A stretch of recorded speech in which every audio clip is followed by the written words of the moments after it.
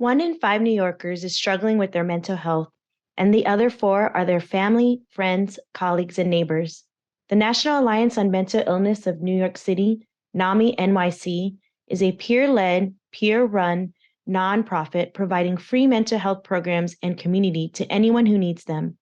NAMI NYC offers classes, nearly 40 support groups, family mentoring, a helpline in 180 languages, and more to families and individuals, including our AAPI and Black Minds Matter support groups.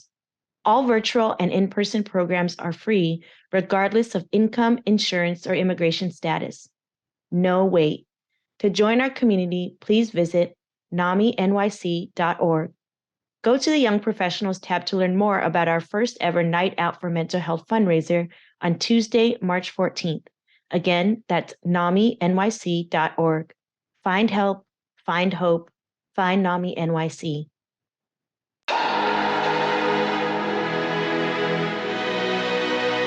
Welcome to Season 5 of the Color Success Podcast, where we talk with guests from AAPI and ethnic minority communities and have real discussions about mental health and what success looks like. I'm your host, Dr. Stephanie J. Wong. Before we get into it, remember to subscribe to our mailing list for free at colorsuccesspodcast.com so you don't miss any updates. There, you will find our socials, YouTube channel, and all episodes on streaming platforms for great additional content. Born in San Jose and raised in Mountain View, Priscilla Azcueta is a daughter of a World War II veteran who immigrated from the Philippines and Native American Latina from New Mexico. Priscilla has worked for nearly 50 years in employment and HR. In 2020, Priscilla was diagnosed with breast cancer and multiple myeloma and has continued to work for the VA while undergoing treatments. In 2022, she won the National Award for Excellence in Compensated Work Therapy, Vocational Rehabilitation Service Delivery. This episode is not affiliated or endorsed by the VA. This is a personal story, and we hope you're inspired by it. So Priscilla, this is a very personal interview for me because I love you so much, and we've known each other for many years.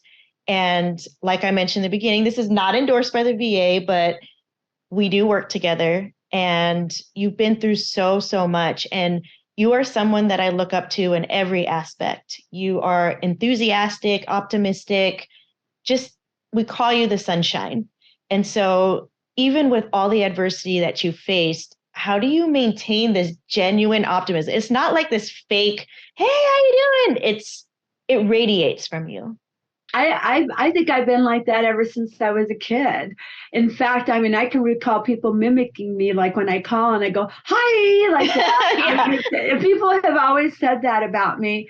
And I think it's just been built inside of me all my life, even when I was a little girl, and, as I was in college, my friends recall, even a high school friend who still is my high school friend, she goes, Priscilla, I remember the first day I met you. She goes, you called me, in the hallway and you said, hi, I'm Priscilla. Who are you?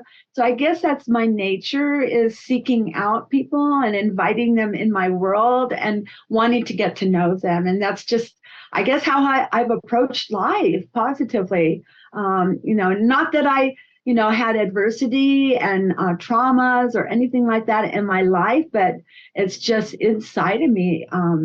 So inherently inside of me.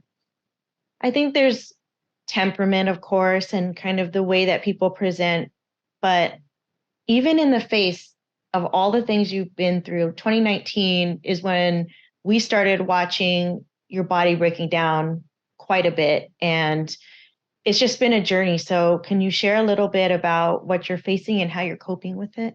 Absolutely. Yeah. As you said, in 2019, I had pain in my right leg. And every day I would rub my right leg and, just didn't understand what was going on. And I had contacted my primary care physician and described the pain. Well, she didn't x-ray it, but she referred me to do physical therapy. Oh my gosh.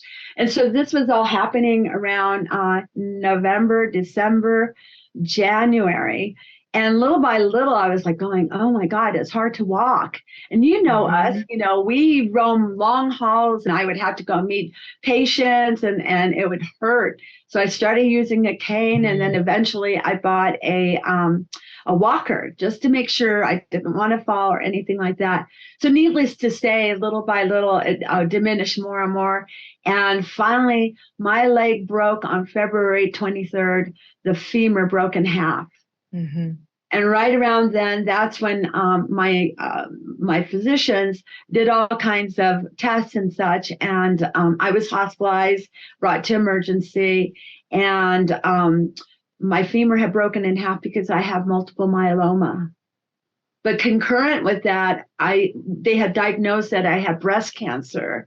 And so that was reoccurring breast cancer. I'd fought breast cancer in 2009, and it came back.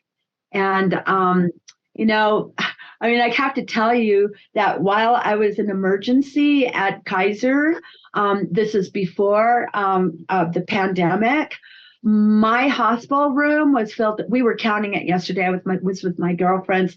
There were 20 people that came in my room, and we were laughing and having a good time. And of course, I'm laying back, because I'm on morphine because the pain is so horrific. But we're laughing and telling stories. And every time somebody was walked in, we were waiting to see when the surgeon was coming in, because I was supposed to have surgery on my leg. And I think they finally brought me to surgery around 10 p.m. So it was like more than a day and a half that I had eaten. And I was hungry, and everybody in the room, I was looking down below, and I could see that there was a restaurant, and I'm going, yeah, when I get out of surgery, I want to have a steak and potatoes. And we were it was a crack up and stuff. So I don't know, I guess that's just my outlook and looking at the humor, and then of course soaking in the love, around me that surrounds me. And I'm blessed. I'm blessed in my life. And I think that's how I cope with it. And not only with human love, but I had 3 dogs at the time. And I loved my dogs just like they came out of my own womb. I used to joke about that and say, I love my dogs like I gave birth to them. It doesn't matter that they have 4 legs. I love their souls and their hearts and all. So, and then, the other thing is that once I rehabilitated, I couldn't wait to go back to work. I remember that day when I visited you in the hospital, because you're like, can you give me these materials? And you requested it. And I went in there, and you're like talking like it was like a normal day, like, oh, how is so-and-so doing, and all that. And while your sister was just waiting there, like all chipper as well. And so it also is this like familial thing that you guys have, this very warm and positive aspect. Tell me about growing up in your family, a mixed race family, a large family, and I just feel the love radiating from your family. Yeah, I'm blessed that I came from a family where there was a lot of love. My father immigrated to the United States when he was about, I think this story is 15 years old. He came here to the U.S. with 3 other young Filipino boys, and they envisioned coming to the U.S. to go to school. But unfortunately, their families gave them money, and they came here. I think they came here to San Francisco is how they arrived. Well, as it turned, my dad never went to any school. He ended up having to, along with the other men or young boys, kind of make his way in the United States. And in time, he did a lot of different things. He did farming. So the Valley in California has a lot, it's a rich, state with beautiful land to farm. So he worked everywhere from Salinas Valley and out in Mountain View, and he farmed. And then during salmon season, he and other Filipinos would go up to Alaska, and they go do all the cannery or whatever. And then, so he's Filipino, and then he used to do farming, and that's how my mother was born in New Mexico, and she came from a Native American Hispanic. And I'm going to say Hispanic because they weren't from Mexico. And as I look now on 23andMe, I see that I'm over 35% Spanish and Portuguese. So she was light-skinned, and people would, they thought she was Caucasian. And my birth certificate says Filipino and white. And they met each other at a dance. And my dad was 20 years older than her. Oh, wow. 20 years older than her. And he had the hots for her. I think she must have been 14 or 15 at that time. And she had older sisters. And they would take off and they would go to these dances and stuff. And I think in those days, the men would have to pay for the dance. So he would always pay to dance with her. That's what they did in those days. Well, they ended up falling in love. And then they ended up, the story goes that they had an outhouse at my mom's house. And she told her parents she was going outside to go to the bathroom. And she never came back. My dad was waiting in the car with my Uncle Benny or somebody. And they took off and they eloped. Oh my gosh. How old was she when that happened? Oh my God. I think, she lied on her license. I think she was really 15 years old when they Oh my goodies. So they left. They lived in Salinas Valley, in that area there, or somewhere around Bedabel, off 101 in that area. And they took off and they went to Woodland to get married, to elope, because in those days, there were only certain counties that allowed people to get married. And because they were considered an interracial marriage, they had to leave the area to go get married. Yeah. So, yeah. And so after that, they ended up living in Mountain View. And if you've ever been to Rengstorff Park, I haven't. Old days in Mountain View, in the old days, there was farmland all around Rengstorff and in Mountain View, and the Castros owned that land. And my mom and dad worked for them.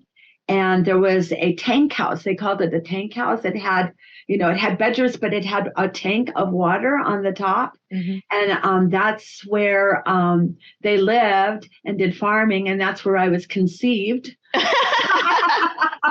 Dude, this is so funny because it's like there's an outhouse, there's a yeah, really. And because you have to. I was born in the 1950s. I was born in 1954, and then they ended up buying a house in Mountain View on the west side of El Camino in Mountain View. This was before the tech boom. This was my God. Yeah. If you go down the block and to the left, there was farmland. And I'm talking farmland, and I know who used to farm the land. It was Mr. Ibangi, and he would use a plow with a horse.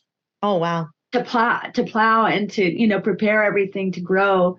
And then down the street towards a high school, it was a Catholic high school. What do they call it? It's not, well, anyways, there was farming there. And my girlfriend, Sonia Lizardo, her father used to run that. And they used to have fruits and vegetable stand.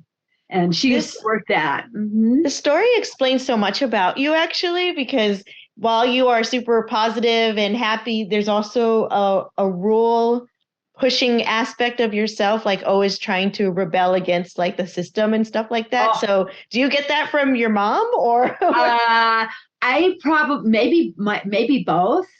Maybe both, because my mom was very kind of stoic in a way, and my dad was very feisty. You didn't mess with Peter Azcueta at all. I mean, he was like, what, 5'6", 5'7", maybe weighed 145 pounds. And, if he didn't like something, he was very verbal about it. And he'd tell people how, he felt, and he didn't like, I think he didn't like people messing up anything. He was like a perfectionist his way.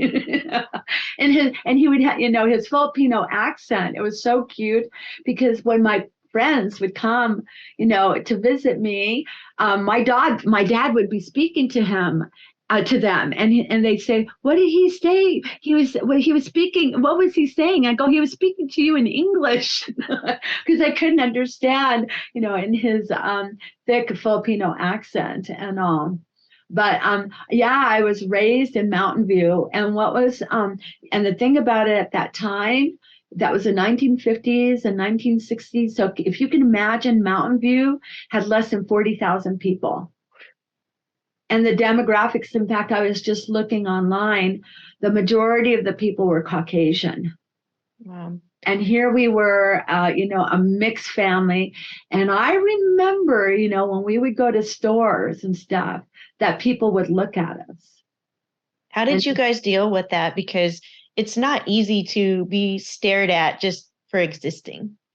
Well, I went to Huff school, and I'll never forget one time a little boy called me the N-word. And I had never, ever, ever heard that word before, and I didn't understand it. Nor did that person understand anything of what the language he was using. Well, and he must have learned it somewhere from his family. But in our neighborhood, I mean, there was, the Barreras, they were a Latino family. And then behind us were the Diazes. And down the street was a nursery, which was owned by Japanese. And then everybody else around the neighborhood was Caucasian. But what was interesting was that I grew up around all these boys around the neighborhood, and we're like brothers and sisters. Mm-hmm. So in many cases, people didn't know, they didn't know any different. Yeah. And then I also remember that when I went to high school, to Ewald High School, it was going out towards Los Altos. And here you have more affluent families. And that was in the 1968, 69. So if you go back in time, there was a revolution going on, at that time. Black Panthers and, yes, all those things going on. And I lived, not too far from Mountain View High School, which was very mixed. There were a lot of Mexican American, and there were Blacks that went to school in Mountain View, and it was close to the Moffett Field. Okay. So there were kids that came from all over, that had traveled all over and lived in different places because their, dad or mom were in the Navy. So it was a very, very mixed school. I was supposed to go to Ewald High School. And I went there for 1 year. So, I mean, it explains also kind of your diversity focus and humility when working with so many different people, because you were really couched in a community of very diverse people, although on everywhere else, there was a majority culture, right? But there was some insulation in relying on your community to play and to trust and all those things. So how did your family kind of communicate this love and togetherness within the household? Well, we had each other. I mean, I came from a family, not once did we ever go on a vacation. Oh, wow. In the summertime, you know how people take off and go here and there. They worked hard. My mom and dad worked hard. My dad worked for the city of Palo Alto. My mom, after she raised my youngest sibling, Tisha, who's 11 years younger than me, my mom made a decision to actually work, and she ended up going into electronics because at that time it became really big. So our lives revolved around each other. It revolved around going to visit my mom's sisters in San Jose. So that was a Mexican American side, that side. And then on the week, and then oftentimes we were around our family friends that were Filipino. So you did reconnect with, or that was one of the questions I had. Did your mom reconnect with her family after she said she was going to the bathroom and then did that?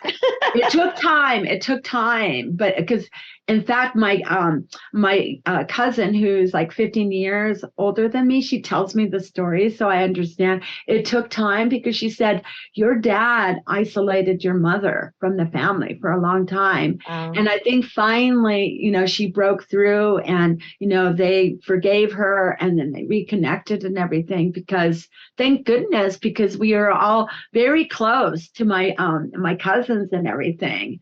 And then there were a lot of Filipinos that lived in Mountain View, so it seemed like almost every weekend there was a party. So a reason, and in those days, the men would gather together, and some people are going to listen to this and go, ugh, and some people are going to go, yeah.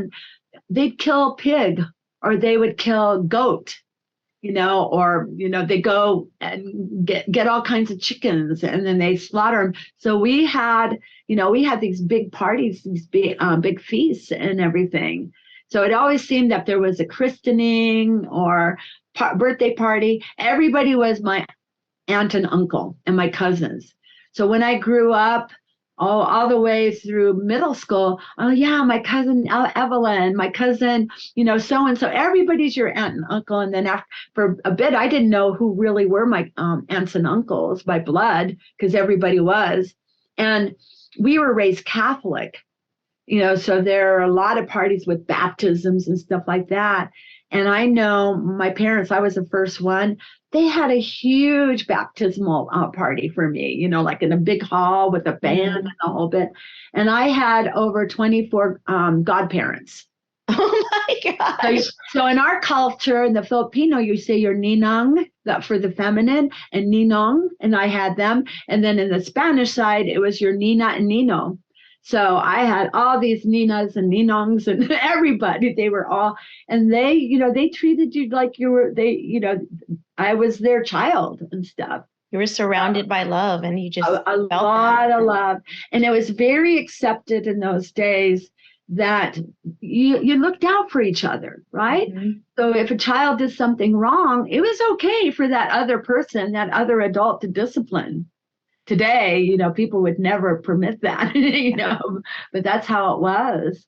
So the other amazing thing about you is you have a strong network of friendships that even you referenced a high school classmate that you are still really good friends with. These are long-lasting, decades-long friendships. How have you been able to maintain those? And I want to put it out there to folks that are a little bit more isolating in terms of behavior. Why is it important to have such a robust network in your life? For me, I think it's so important because it allows you to find yourself, right? To discover who you are. And I think it's important to have a blend of a lot of different kind of friendships. My friends are all so diverse. And so when I'm around them, they fill me with joy, and we do the same. And I'll tell you, there have been some friends that I reconnected with different times in my life. As I've had in the past, I had different relationships with different men. I didn't spend time with Linda, my friend Linda. I didn't even know Zaida, the one that I had been in high school, that I known in high school. We lost touch with each other for many years, and then we ran into each other. We went to college together, okay. And then we stopped being friends. We stopped seeing each other. We ran into each other, and then we became friends. So I just think it's important, to reconnect and just allow people to get to know you. Most recently, my high school, we had our 50-year reunion. And in between I think probably my 10-year reunion or 20-year reunion to my 50, I didn't even see any of my high school friends. Wow. And it was strange, like I almost didn't want to have anything to do with them. Because I had by then connected with college friends. And then I thought, I was lying in bed one night, and I was a senior secretary at Mountain View High School. I ended up, by the way, transferring from AWALD to Mountain View High School because I wanted to go to a diverse school. And, I got real involved, and I became the senior secretary. So tradition is the senior secretary and the president of the high school class are supposed to do the reunions. 1 in 5 New Yorkers is struggling with their mental health, and the other 4 are their family, friends, colleagues, and neighbors. The National Alliance on Mental Illness of New York City, NAMI NYC, is a peer-led, peer-run nonprofit providing free mental health programs and community to anyone who needs them. NAMI NYC offers classes, nearly 40 support groups, family mentoring, a helpline in 180 languages, and more to families and individuals, including our AAPI and Black Minds Matter support groups. All virtual and in-person programs are free, regardless of income, insurance, or immigration status. No wait. To join our community, please visit naminyc.org. Go to the Young Professionals tab to learn more about our first ever Night Out for Mental Health fundraiser on Tuesday, March 14th. Again, that's naminyc.org. Find help, find hope, find NAMI NYC. Wow. And then still hold you to that like 50 years later. Well, I lay in bed and here I am with my multiple myeloma and just going, okay, how much more time do I have? And feeling guilt. And so I went on Messenger, Facebook Messenger, and at 11 o'clock I was messaging one of the people that I went to school with, Danny Doomlau, and I said, Danny, is anybody planning our reunion? And he goes, well, no, not really. And I go, well, I think we should do it. So at 11 o'clock, we're talking to each other. He's in his bed because and I'm in my bed and we're both wearing pajamas and we're having a video chat. That was so funny. So that was in August, August 2022. And we ended up in a few months getting all these other high school people, friends together. And I was like the person pulling it all together, but we had a reunion in October. I'm not surprised, just knowing how inviting you are and organized and motivating. You don't give up when you have an idea in your mind, like you go for it. So I think that leads into the work that you're currently doing, and you've worked in rehabilitation for so long, but now we both work with veterans. What do your clients mean to you, and what is your approach to working with them? Well, every single client, every single veteran that I've talked to, I've done a consult with, the way I look at it is my job is to get to know them, to figure out who they are, what makes them tick, and what's important to them. And I know now we're going through all these trainings on whole health and blah, blah, blah. And, they teach you how to do all these things. And I'm going, oh my gosh, I've been doing that all along. You should be teaching the trainings. It's just me. It's, my curiosity to know them and to figure out what drives them, so that somehow we can hit the note together and map out a plan that's going to work for them. And you and I know who we're working with. I mean, I'm working with patients, have had troubles with the law. They have legal issues. Some people are 290s, so they have had sexual offenses, which it never goes away. It follows them everywhere in their approach in finding a job, getting housed, having friends. Everything. We have so many with a lot of psychosocial issues, and that's like understating it, right? We're talking, like you said, legal, unemployment, homelessness, complex PTSD, you name it, right? And so I feel like you really instill hope in them. And so the other thing that I've noticed too lately is that you really draw strength from them to keep you going and you working. So how is that give and take, and how does it work? Oh my God. I mean, like if I can look outside of myself, like what happened this week, and most recently, I mean, it was just a couple of weeks ago that I was told by my oncologist that the last treatment that I had didn't work. And doctor told me we didn't know how many months I have left. I mean, this is how she said it to me. So of course, you hit reality, but there's hope. She has another kind of treatment that we're going to try. It's very revolutionary. So with all this going on, I mean, all I could think about is a couple of my clients. I have to say, there are so many people that have given me that feedback about you, is that people feel like they are the only client that you're working with. You just go above and beyond in terms of sticking with them and just following up with them, even when maybe sometimes they do ghost you or they, they tell you that I'm not ready. You still follow up with them. So what keeps you so tenacious with them, especially when some people send you the signals like, hey, buzz off, like I may not want to hear from you. I don't give up until they told me. They've told me that they've given up and they don't want to do it anymore. Otherwise, if there's any glimmer of possibility, then I stick with them. But that's the only time, that I've given, that I've said, okay, it's time to discharge them because they're not going to do it. They'd rather stay on Social Security, disability, or they go, and I just don't want to work. I've got my HUD VASH housing and I've got my service connection, or I can live off this and I don't want to work. That's kind of, those are the only people that I've had to discharge, but everybody else ends up reaching their goal, whether it's getting a job or deciding, oh, you know what, I want to go to school. I've decided, I need to get more education. So as you know, I've had high success, Oh, yeah, absolutely. Really high success. And you ask how I look at them. And I think, I really do care. I care about them. And I know, people tell me they love me. They do, which is, you probably go, what? Psychiatry, counseling, you shouldn't do that. There should be boundaries. But you know what? We're human beings.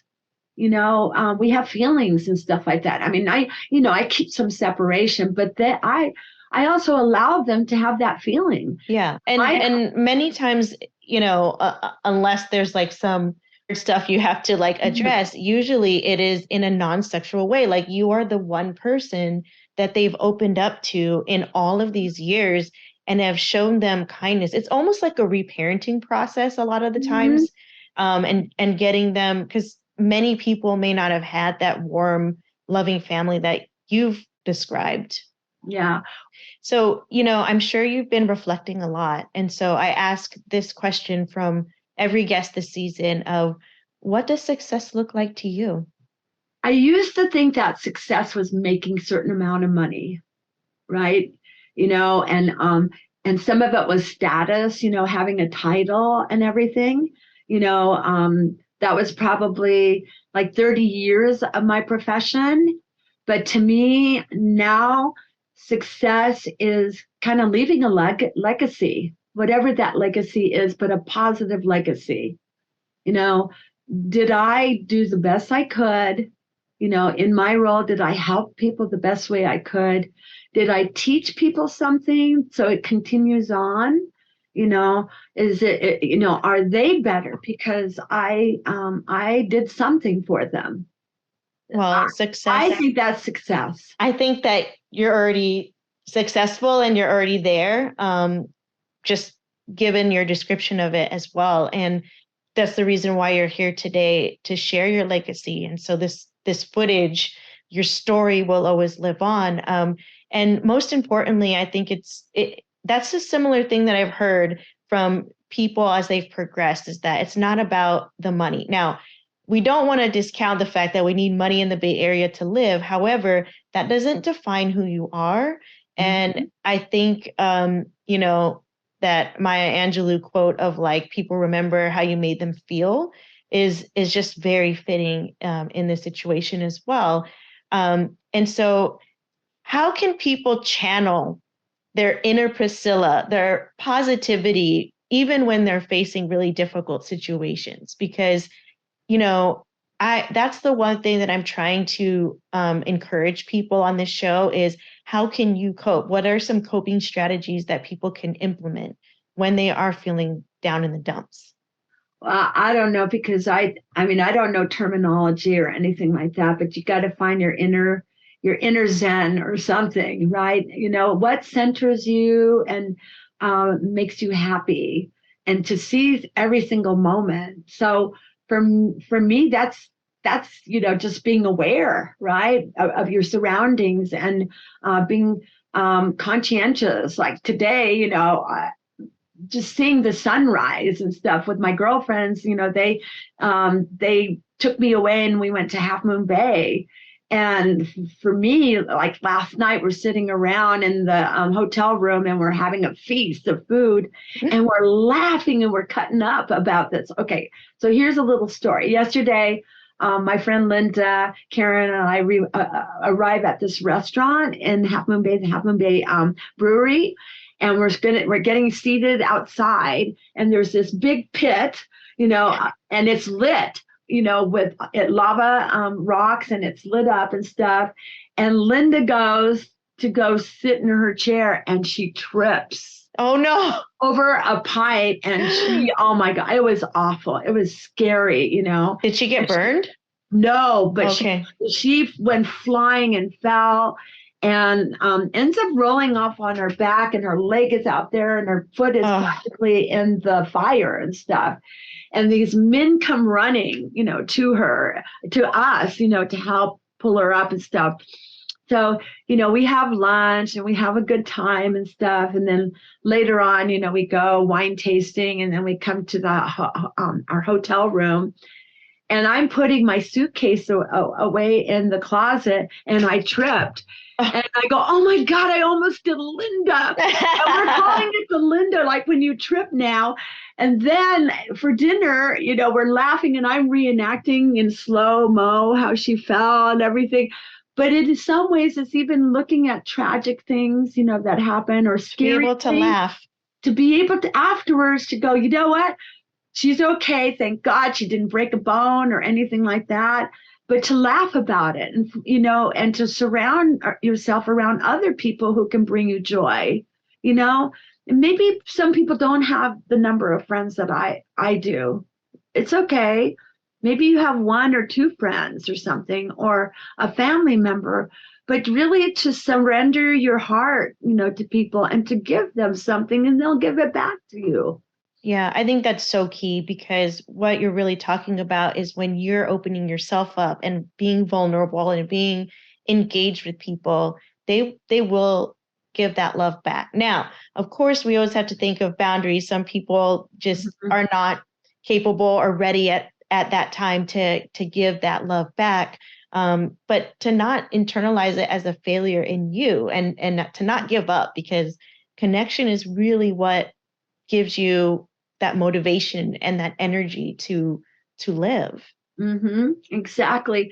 So like even seizing the moment, like one of my favorite times is lying in bed. I love to watch TV, that. And of course, we surround ourselves with Netflix and YouTube and Hulu and everything, but also to feel a breathing body, and have my doggy next to me, and to cuddle him and to love him. Or Sandy girl, when I had her, just holding her and just looking at her and say, you're my baby girl and I love you so much. Or when Barney boy used to walk on top of me and kiss me and say, okay, mommy, I'm hungry.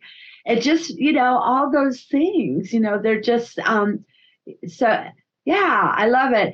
And so you just have to seize the moment, and you have to give. I think that's important. Sometimes people expect things, but if you don't give, it's not going to come your way. Oh, no. It's not. So what are you looking forward to? Because there's the present moment, and then we've talked about all these cool things that you have, I guess, on your agenda, so to speak. It sounds so formal, but there are still so many things to look forward to. So could you share a little bit? Well, I bought tickets to go see the Warriors, because my niece and my sister and my nephew said, you know what, we've never been to Chase Center, since the Warriors moved over there. So I bought tickets for us, and I thought, what, I'm going to splurge for us. So we have seats that are 3 rows from the floor, and we'll be looking straight away at the Warriors. So that's happening. And then I bought tickets for my sister and I to go down to Arizona and go do spring training. And then I mean, I think there's going to be surprises in the horizon because some of the friends that I have who know I'm, terminal now, they're asking if they can spend time with me, if we could go do something together. So and then I'm thinking, oh my God, I have a timeshare and I just paid, for it. So, so I'm going, oh, I should make a reservation, whether I can go or not, but, take advantage, whether we go to Hawaii or to Mexico or whatever. And then last night I was saying, I'm doing Duolingo right now. So I'm relearning Spanish because if I get well, I'm going to Spain and I'm going to Portugal. I want to go see where my roots are from. I want to go figure all that out. I've been to the Philippines, but now I want to go see that. Well, we're big fans of White Lotus, so that whole like finding your family and like scenes are like really funny, and managing your expectations as to how people will receive you. But in general, like it's really, really cool to like go back to your roots and just kind of understand the cultural aspects and nuances that we don't really understand. And then it's the little things like my girlfriend, this weekend, she prepared this getaway for us and stuff. And she brought her crock pots from, Ventura County. She lives in Port Hueneme now. She used to be in the Bay Area. And her friend made all this food in the crock pot. And I'm thinking, I was eyeing that she had this bag, like a tote bag that you put your crock pot in. So I said, "Ooh, I want to order one of those." And she goes, "Priscilla, what are you doing that? Because I should be instead, giving things away." I go, "Well, because sometimes they make things for our group at work." I go, "I've made carnitas in the past." Oh, yeah. And because we had like a taco, carnitas, burrito thing. And then I've made my jambalaya. So I'm like, oh, yeah, while I feel well, I want to continue. I'm not doom and gloom. My body feels good. I mean, I look good on the outside. I don't look sick. And while my body still works, I want to continue to do these things. You wouldn't know. I'm not living yet to die. You know what I mean? I'm living to live each day, to the fullest, whatever comes my way. I am. That's what I'm doing. That makes sense. That makes amazing sense. And I think regardless of what diagnoses or issues that people have, I think that's just such a great way to look at life, because I want to leave some space for it to be open. And if there's anything else that I've missed or anything that you wanted to say on the show today. Well, you know me and all, and we have such a beautiful rapport and relationship. And it's interesting how, I went to college to be a social worker. And I did counseling, you have to do an internship. And I said, oh my God, there's no way I could do this. There's no way I could work with people who have problems. It was so funny that this is really my mindset at that time. And I wasn't ready, clearly, because I didn't know myself. So when I was 21, 22, I wasn't ready for that. And I didn't consider, going on to social work, to get my MSW. So it's interesting that I ended up doing HR and employment. And that led me, to move forward in my life. And then I eventually worked with people with disabilities. And then out of the blue, I was found, by HEDVA. So you never know what your destiny will be, but oftentimes it's full circle, right? Because here I am doing something without an MSW, but probably doing more than most social workers do. Oh, absolutely. We do so much in not just employment. And what's great is that HEDVA, shout out to HEDVA, because I know she's going to be listening to this, is that she said, hey, I have a great candidate that, and I said, yeah, have her apply. Like, let's see how it is. And I tell this story to quite a few people, but the most open, interesting interview that I've ever had, because at the time, my predecessor had, African masks on the wall, and you're like, my bathroom looks like that. Here's a picture of it. And then also it was like, well, what is the the leave policy because I really like the Giants, and sometimes I might have to go to the games. And nowadays people would be like, "Oh my gosh, this person doesn't want to work," but it was couched in the fact that you were so responsible and being so honest and transparent. And I said, "Oh God, you are in the right place because we have so many Giants fans on this team, right?" And so, like you said, there's some sense of destiny in it. And I want to go back to something you said about success, is that you used to think it was titles and money. And I always am amazed because you have been an executive leader. You've been in very high ranking positions. And then you're then managed by a 30-something-year-old when you first came in. And I have never, ever felt that my position or authority or whatever you want to call it. I don't look at myself as authority per se, even though some people may, but it's never been this push. Like I know better because I've been in the field for this long. It's always felt like a family to me. Yes, and I'm so glad you brought that up because I can remember when I first came to work with you and Hedva, and I had to figure out personalities and how I fit, because rank was important where I used to work. Mm-hmm. And to me, I was thinking, well, I thought they were getting me because I had all this rank, but really it was because of the fit of my experience and so on and so forth. And then I observed you and your style with the team. And of course, you got the promotion, right? Because when I first came, Dr. J was there. Yep. And then you got the promotion. And I thought, well, I respected you because you have a PhD, you are a psychologist. And I also saw how you understood the system and the people and how, and how to treat the veterans. So I was like, okay, I'm going to learn this. And then Hedva, I'm going to learn from her. And what I loved about her is that she would take the time. At the end of the day, I would go and sit down with her. And you know how some people would be short in telling a story or teaching. She just went into detail and depth. And I thought, just take it all in, soak it all in. And the same with you. I was like, oh, wow, this is. And then the people that we were working with, they were all so different. And then, all of them, you get to know them. And I was like, this is my home. These are the people. We're such a fun bunch and we're so quirky, but I feel so at home. Like, I know there's just something like unique and special about like our group. We went to lunch yesterday and it's just like, it literally felt like a family reunion because we do obviously the Zoom thing, but just eating together was it felt so comfortable. It's like no time has passed. And I mean, Hedva was there. And what I love about Hedva is she has a doctorate, but she never, ever tells anyone she has a doctorate and goes by her first name. And everyone is they don't have an ego. No. It is about the veteran and helping them and helping. What's most important to me is helping each other, because if we're taking care of each other, we get to take care of the veterans even better. Well, and you know what? I felt when I came into the VA, it wasn't a baptism by fire.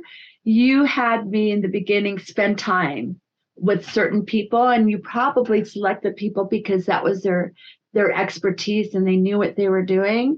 So that was the best training, which is great because, that's what great leaders do. You know that, right? That they find the best in people and they allow those people to flourish with it, but they also integrate new people to learn by spending time with them. And so that's what worked for me. And of course, for me, this was something brand new. Mm-hmm. So I wasn't about to act like I knew it all because I didn't know the federal government system at all. And don't get us wrong, people. Like, we have strong personalities in our program, mine included. The big thing, though, is especially for teams to be able to understand that you can disagree, put it out there, deal with it, and not hold on to it for decades. And you look at our demographics, from the age groups. That was one of my favorite things in my in when I worked, that I always believed in hiring diverse people. I mean, it has to reflect, and we're strong adherents to this, you and I, is that it has to reflect our population and the representation. I just can't, when we talk about it, it actually reinvigorates me because we really do have the best team that I can possibly ask for. So and it is not all rose colored either. no. We have dealt with different issues. Well, Priscilla, I have had such a great time talking with you in this capacity because we do so many different things together, but this is something really special to me to have you here and share your story and just get it out there in the world, because there's unfortunately they're so ugly. And I think that you just embody this light of hope. And we are just so convinced that, you're already a miracle, that you are going to be that one in a bajillion. Thank you. Thank you so much. And I respect you and I love you so much. And I love thank you for inviting me. Thank you so much. I wanted to do it for a long time, and you know how I overcommit to things. So I finally, let's do this. Like, we got to do this. And Hedva was excited because I guess you had mentioned it to her. So we need to get her on the show too. But yes, that would be super. Thank you, thank you, thank you. And my hat's off to you for what you do with Color of Success. It's amazing. I love you. I love you. Thank you for tuning in. Remember to support us for free by subscribing to our mailing list at colorsuccesspodcast.com. There, you will find our socials, YouTube channel, and all episodes on streaming platforms for great additional content. As Rob Heaps from Partner Track said, success is contagious, so come catch it.